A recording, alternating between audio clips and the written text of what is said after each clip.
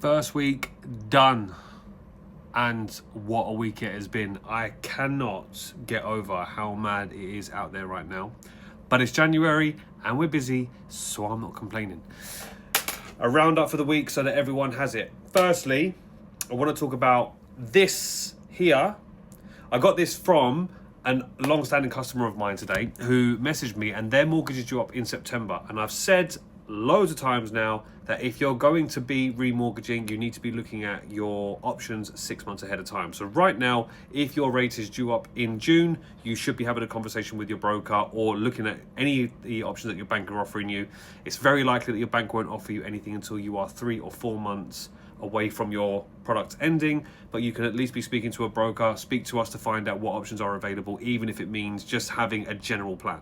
Anyways, going back to the point of this, I cannot express to you how crazy it is out there right now. It is nuts. But there are no rates available at 7%. So if you are reading anything on Google right now to say that the rates are going to be going up to 7% barrier, it is absolute nonsense. If you have a 5% deposit, rates are starting off at 4.89%. If you have a 10% deposit, rates are starting off at 4.64, blah, blah, blah, blah.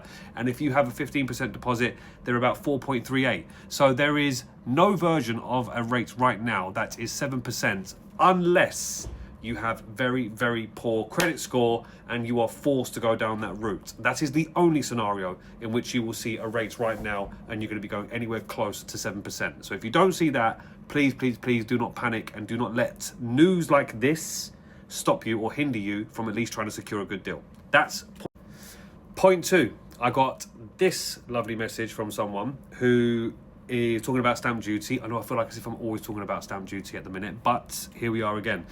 If you are married and you are a first-time buyer, but your partner has owned a property, does own a property, sold in the past, and is no longer a first-time buyer, as a married couple, you would fall under the bracket of a non-first-time buyer, which means you will have to pay stamp duty. So if you're in the process of buying a property and you have a partner, husband, wife, whatever, and you find yourself in a position where you think, yes, I'm going to be exempt from stamp duty because I'm a first-time buyer, because you are married, you lose that option. So if you are a married person and you are a first-time buyer, double check and make sure your partner's never owned a property before, otherwise you will be liable for stamp duty.